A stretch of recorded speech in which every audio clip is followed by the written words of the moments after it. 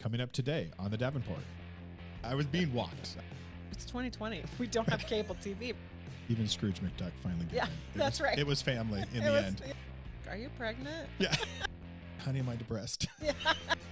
Is that why you didn't like my sourdough starter? Hey, weird lady, why you give me a gift card? What's wrong? The first walk, I didn't realize it was boring and I don't like it. Which is why I'm not wealthy. Not a value. Trying to find a playlist on my phone. You're like, is it a U2 day? Right. $35 buys everything in the garage. Yeah, we'll go with Imagine Dragons.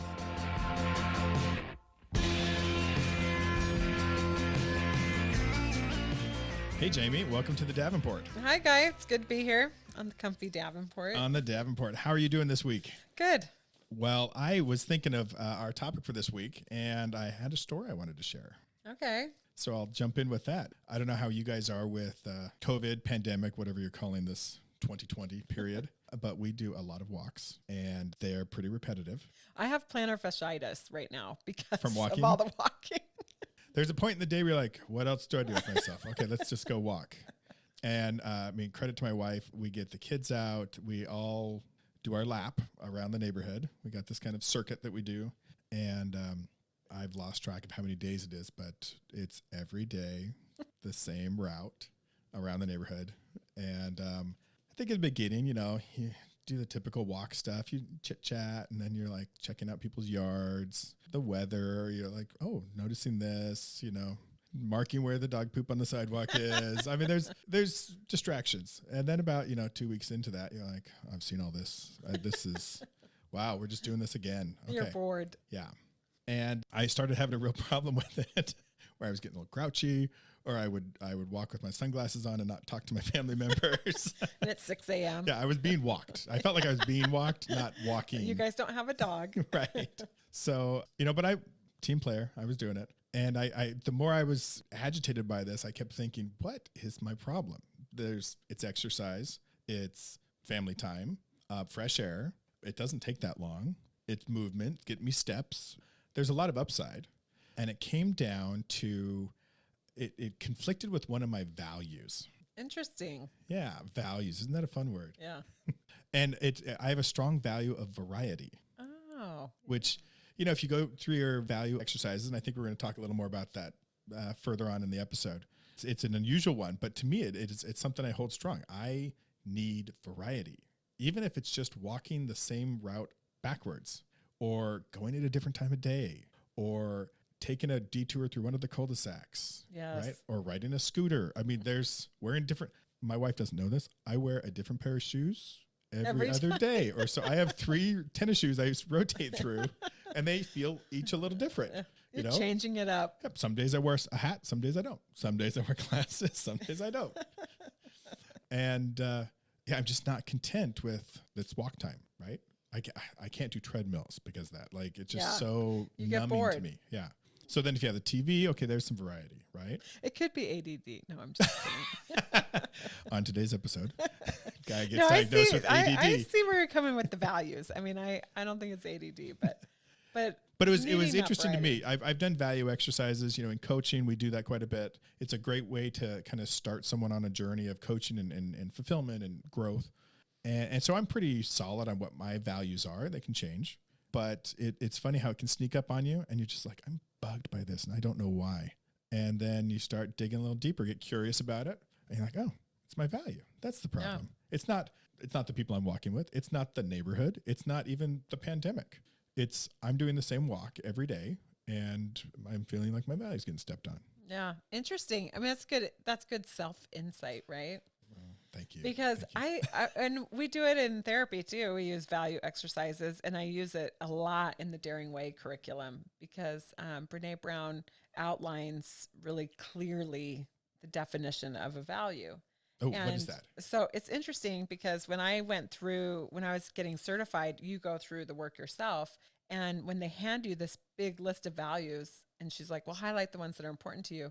I felt like I highlighted almost every single one. It's a shopping list. Yeah.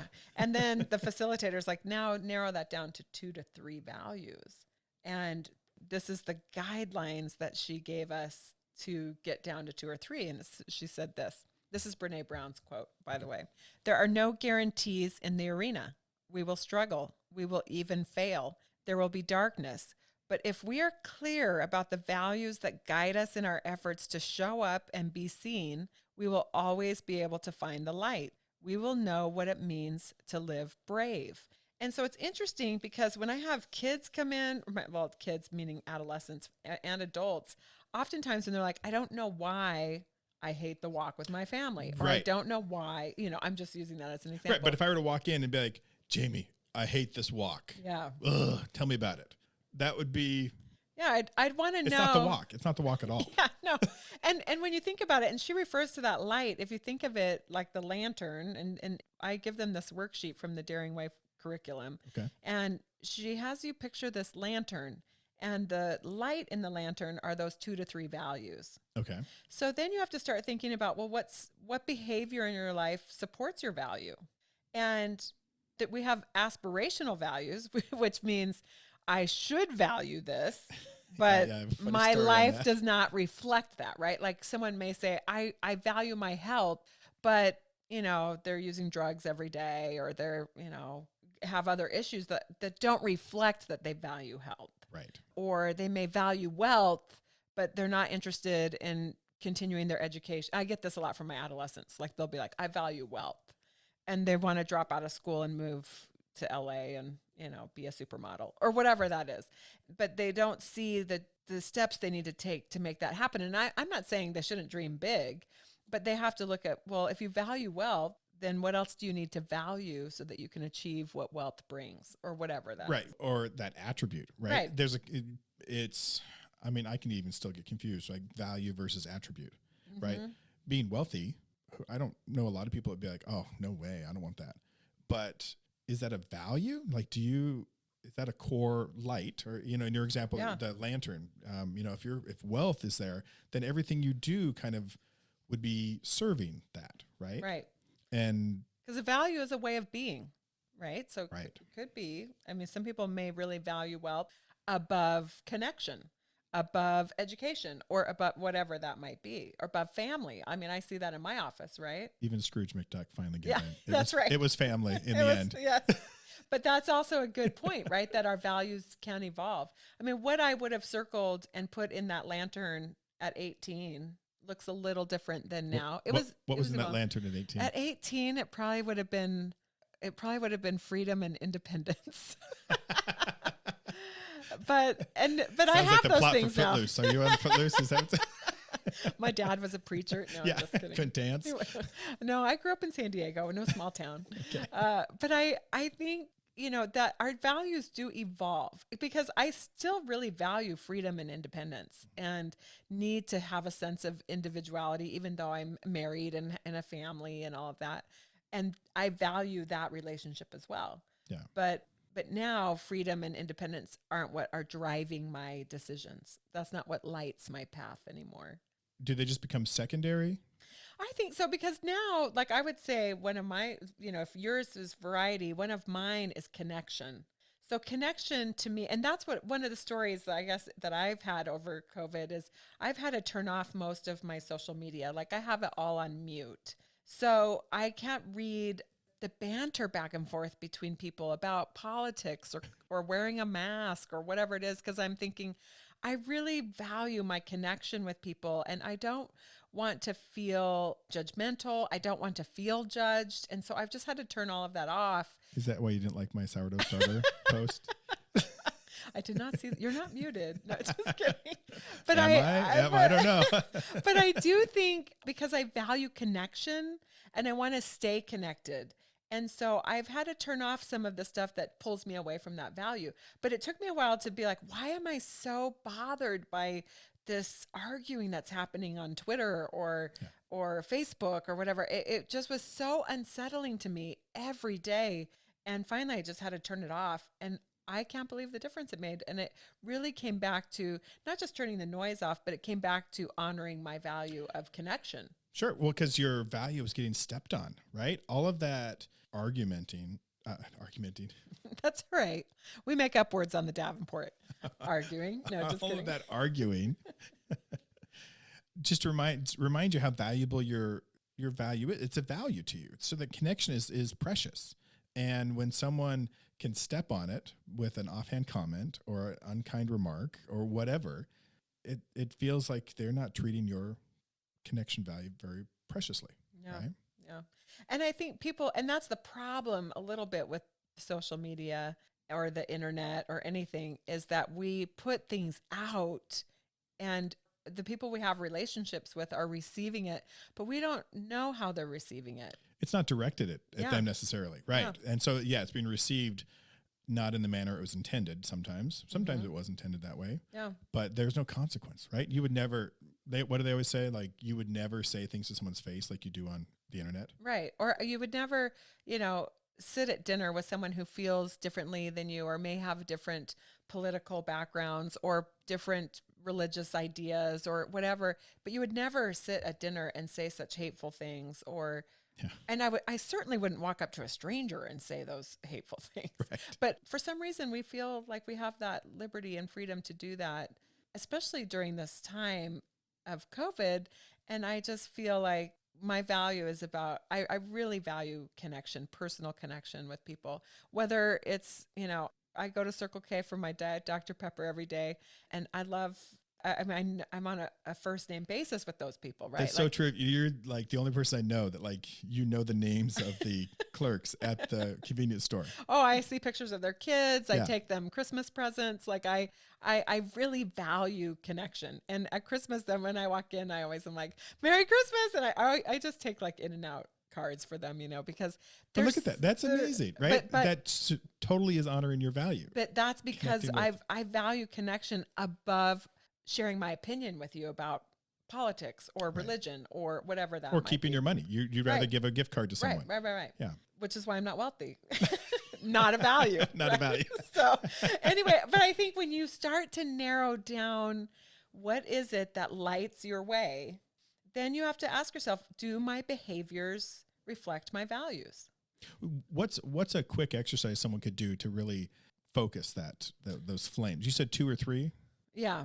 How does someone go from what are my values to connections value, varieties of value, Well, sometimes in the same lantern exercise, we'll ask them, when do you know you've set the lantern down? So sometimes it's better to just kind of say, when do things feel dark? When do you feel that disconnect with yourself? Like, I hate this job. I hate what I'm doing. And this isn't making me happy, or I'm in this very unhappy relationship, or I'm, when you start to kind of realize, wow, I set my lantern down, I'm not even living the life I want to live, then sometimes that's when you can sit down and say, what is it that I value? And it doesn't have to even necessarily be huge life, No. like my walk example, right? Yes. I mean, for me, it's I like, had a lot of time to figure out why I was so bugged about this walk. Yeah. And finally I was like, yeah, it's the same. oh yeah, I am not a TV watcher. Like my husband and I have never had cable. Like it's 2020. We don't have cable TV, right? And now everyone has Apple TV. And Right. it's Do you know how much different. cable costs nowadays? Right. No. But in those, in 2007, we didn't have cable TV, and my dad would barely come visit us because he couldn't watch his CNN or whatever he's watching. Yeah. And so I've never been a TV watcher. So for me, I know I have set the lantern down when I'm binging Netflix. Like sometimes I'll be like, wow, I've been laying here for 3 hours. It's so unlike me to do that. And then when I come to that realization, I have to process, did I need some downtime? And was I numbing or relaxing? Right. There's a difference because for me, work is a really strong value for me. So when I'm not working, it's easy for me to classify it as being lazy versus rest and renewal. So I have to walk that fine line. And so I think when you're identifying things, sometimes it's good to look at the other side of it. Like, when do I feel kind of checked out? And what is it that brings you back to your own path? Yeah. I think that can be a way to filter it down a little bit. Very good. What's another one of your values? So connection, work And spirituality is a big one for me. I think in today's world, and there's lots of definitions of that, but my life is really guided by those things. And when I put it down, I feel that difference in my life. So that becomes really important to me. and lots of people have different definitions of spirituality. And so for me, when you go through the list, right, it might say religion and different things like that. But for me, spirituality encompassed more than just religion. It is my relationship with deity, but it's also my relationship with myself. It's my relationship to my family. There's a spiritual element to those things, which actually sits really nicely with connection for me. Yeah. So. Yeah. Well, I can see how that would be a realm of emotional, spiritual kind of well-being. Yeah. And I think for me, the value of spirituality has helped me find meaning when things are hard. So instead of just being like, oh, forget it, there is no God. Well, there's people who feel that way, and that's okay. But for me, I actually feel like I try to find the purpose, or there's a meaning in this hardship, or there's something I need to learn in this experience. And that actually grounds me in the value versus takes me away from it. Out of it. Mm-hmm. Yeah. Very good. Can you guess what my values are? Being that you're a professional. Let's see. Variety. I would say family for you is a big one. You're a big family guy. I am. It's not one of my values. What surprises me. It's one of my aspirational values. Okay. Like when I did first time I did the exercise, I was working with a coach, an amazing coach, and we went through it, and I had lots of questions. I always have. When I'm doing an assignment, I have lots of questions. Yeah. And so we show up with our homework, and she's like, okay, what are your values? And I was like, so there's a lot of good values here that I did not pick. Like, am I a bad person? Because you're judging yourself. Kindness wasn't on the top of my list. Family. Remember wasn't we talked there. about comparative grief? You're like comparative value. Right. And she just started laughing because I was like, I'm kind enough, but I don't walk around with champion of kindness, right? Joy. I mean, You mean you're not getting me an In-N-Out gift card at Christmas? No, I'm just kidding. Connection is my +1. Okay. So I have my 3 values, and then connection is there. I'm finding as I get older, that is very important to me. And that encompasses family. You're right, because that's why I didn't, because I value connection, a healthy connection. Yeah. And sometimes there can be family members where it's not a healthy connection. Yeah. And Or there's time and place, right? Yes. It can be seasonal. I am a person that always, it's like that get out of jail free card. Like your family, I love you. And I should probably do that of humankind, but I start with family and I love you. You default, you're loved. Sometimes I just don't want to hang out with you. Yeah. Right. Yeah. And so then that kind of isn't so much connection. It's more of a love type thing. But getting back to my values, the one that it's like the easy one right away from me is optimism. Oh yeah, I can see that. And when I feel I'm either personally not being optimistic, or I kind of lose that hope, or I'm in a situation where I'm surrounded by pessimism, or I'm kind of cornered and my hope or my possibility for optimism is taken away, it's fighting time. Right. And so what do you do? Like, how do you know you're in that space? What behavior shows up that shows you like, oh yeah, my optimism's being challenged? So there's 2. One is despair. Okay. Because I get pushed to the point where I'm like, there's nothing good about this. Nothing at all good about this. And whether it's a plate of nachos or going to a car show, if I'm in that mindset, none of that's appealing. And I'm like, okay, something's really wrong. Yeah. Because those are my go-tos. Right? Yeah. Mountain Dew doesn't work. Right. If I'm like, no, I'm okay, honey, I don't want a Mountain Dew. What happened? Right? What's going on? Right. And that's usually followed by the question, honey, am I depressed? Yeah. When my sister gets like that, I'm like, are you pregnant? Yeah. And so that's when it evolves, right? It's not like every time I'm like, oh, I stepped on my optimism, right? Or someone stepped on my optimism. It's like, something's out of sorts. Yeah. The first walk, I didn't realize it was boring and I don't like it. It was a month of walking that kind of led me to the fact that something's off here.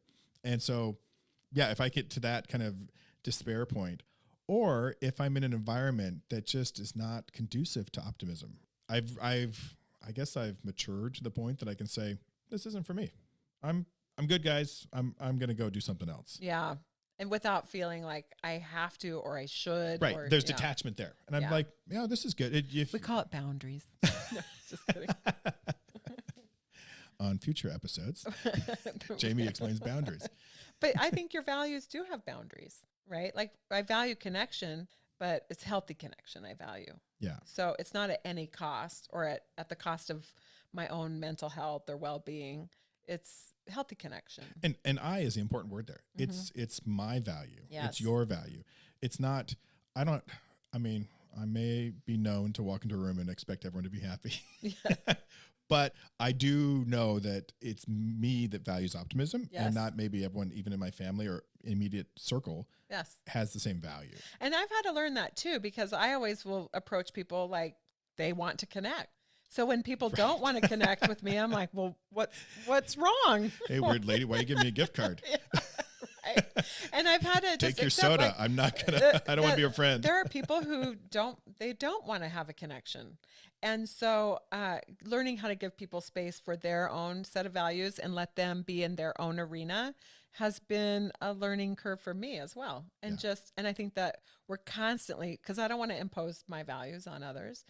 And I don't want others to impose their values on me necessarily either, because it would be difficult. I think I was sharing earlier with you before we were recording that as we're, when we're young, and you're doing this with your kids, I'm doing it with mine, where we're kind of teaching our values to them. Yeah.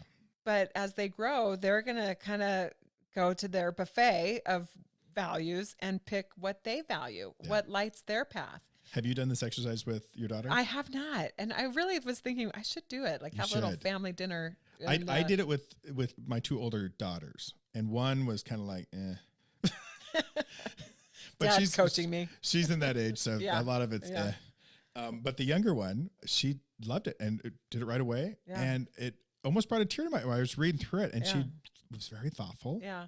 And it like was the missing pieces to her personality puzzle. Because I was like, this is exactly, not that I could have guessed it, but it was true to her personality and how she acts and how she reacts, and explains why sometimes it's a big deal and other times it doesn't really matter.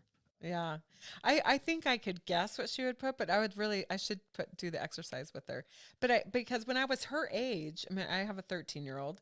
I remember we were at the county fair, and I was on a ride with a friend of mine, and she pulled a joint out of her sock. And I was like, wait, is this a scene from Grease?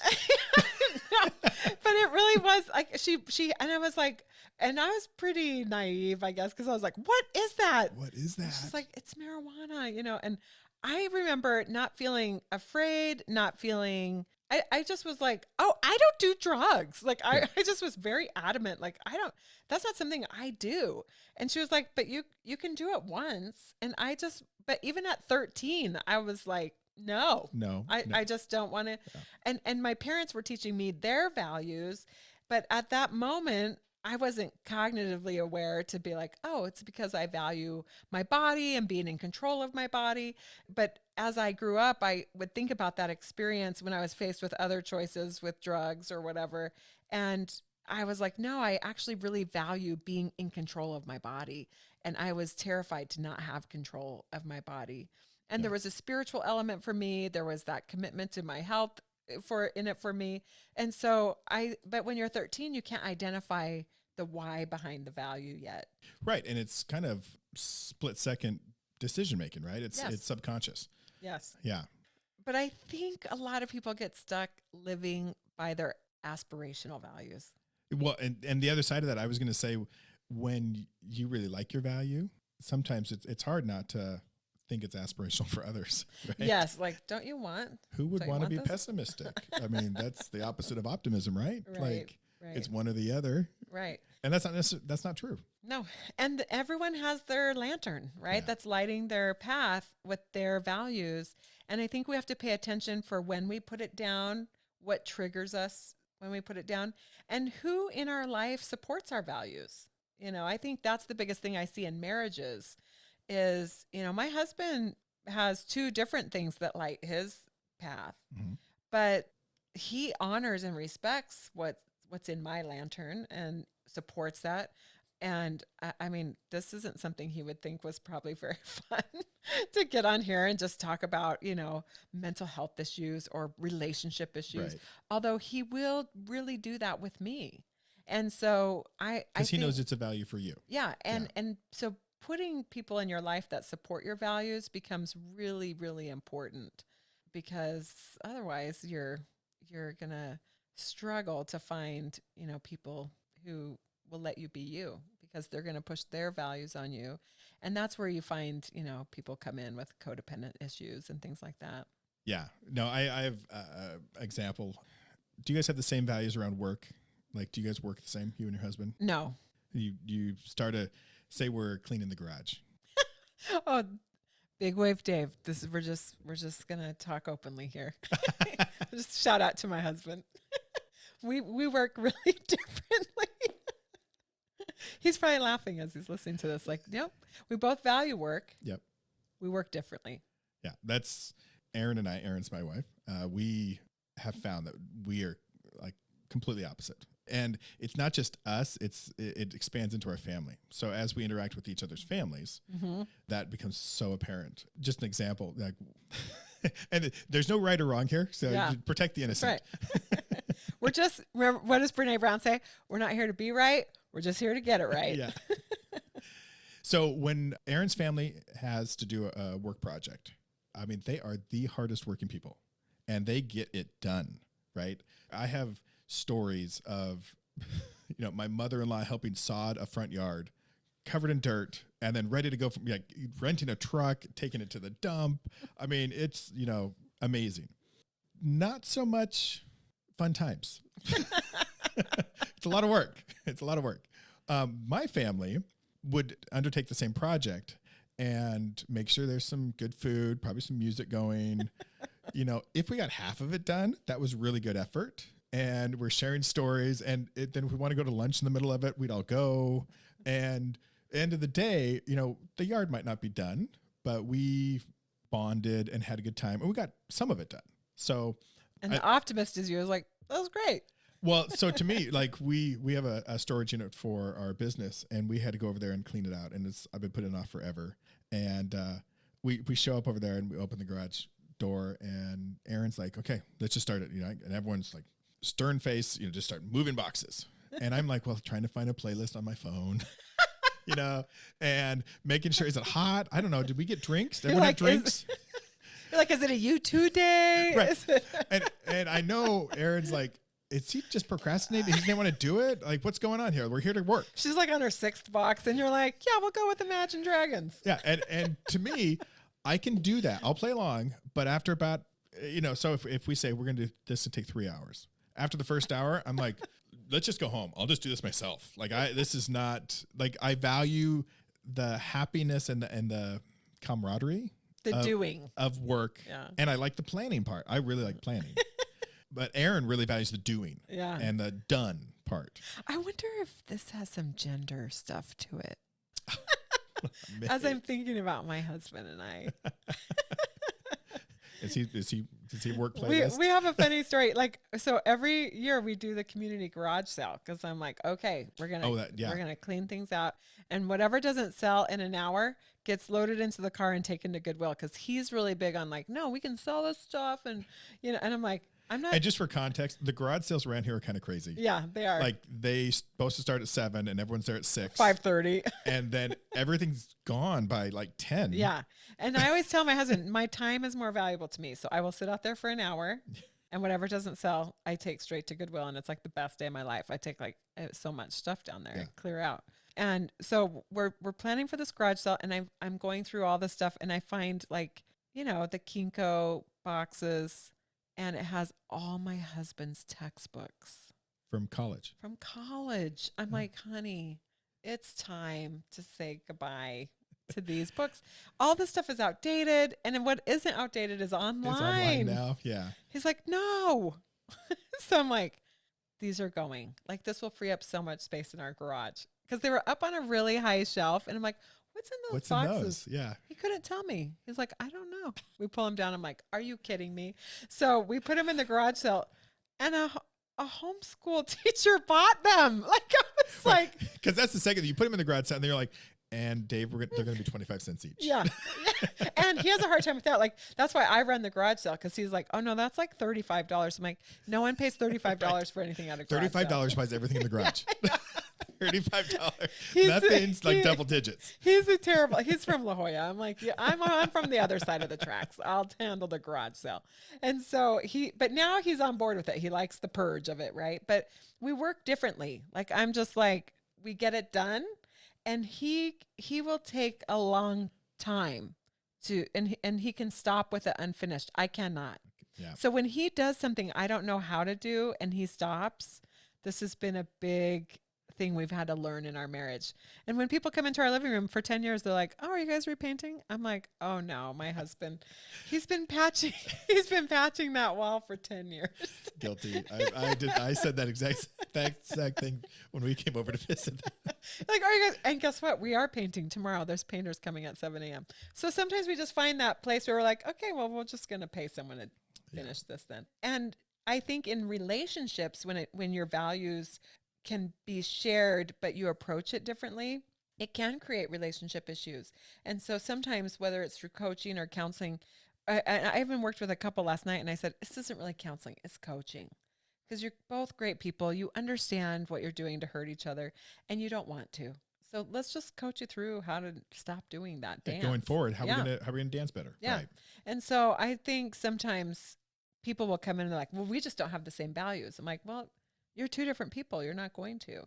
I don't think you have to have every shared value to make a relationship or a marriage work or your family work.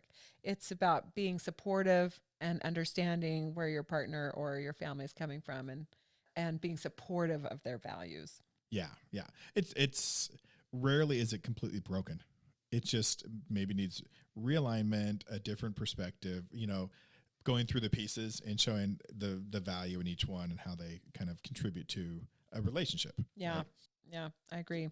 So I could talk about this stuff all day long, but I think it's good to, always kind of reevaluate and look at your behavior and see if it's in alignment with your values. And typically when there's a disconnect there, you can feel it in your sense of happiness and satisfaction. Yeah. As a takeaway for our listeners, what's the number one reason why people should be aware of their values? Well, I'm coming from that place of the arena, right? And the Daring Way curriculum. And people will say, do I have to go into this arena disarmed, right? Because she talks about vulnerability. Yeah. And she's saying, no, you don't have to be disarmed. What do you mean by disarmed? Like, because she'll values? She'll talk about going into the arena Okay. without the shame shields, right? Like you're going to go in and whether your arena is motherhood, vulnerability, or marriage or your employment, whatever the arena is you're going into. But she says, you're not going in disarmed. You're armed with your values. So when I show up, if I want to show up and be seen in my marriage and I'm clear about what my values are, that's what I bring to my marriage. And if my husband's doing the same thing, and he shows up in our marriage and he's clear about what his values are, his life reflects that. And so it makes our understanding of one another a lot better.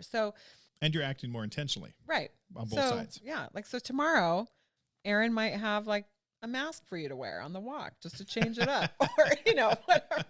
Or she'll have a costume for you to wear. Just like, hey, let's change it up. So this is more fun for you, or whatever that is. And that's a way we can honor each other's values. Right. Yeah. And so I think that those are, I think that's a good takeaway is when you understand clearly what your values are, it makes it a lot easier to show up and be seen. Yeah. And when you know it, it's easier to name it for someone else. Mm-hmm. And then they understand you, and they, like in our relationship, it's very disarming when you say, oh, that's my variety value. That's why this is bugging me so much. It's almost like just by saying that, it's easier to go on the walk. Yeah. I don't mind it. Like, oh, I figured it out. There's just something bugging me, right? You have this little thing in your shoe and you found it, and now it's not so bothersome, even if you don't necessarily take it out of your shoe. Right. So I think that's a good place to end. I think people should take time to get clear and concise about what they value, and then really examine if their behavior and their lives support that. in alignment for sure. Very good. Well, thanks so much for joining me Good to on see the you. Davenport. We'll see you next week. Sounds good. Take care. The Davenport podcast is provided for informational and entertainment purposes only. Although Jamie is a licensed clinical social worker and Guy is a professional life coach, the information and opinions shared by the hosts and their guests are not intended to be a substitute for professional, medical, or mental health advice, diagnosis, or treatment. The information on this show does not create a client-therapist or coaching relationship and should not be taken as professional advice or guidance. Please consult with your physician or a qualified healthcare provider regarding any medical or mental health conditions.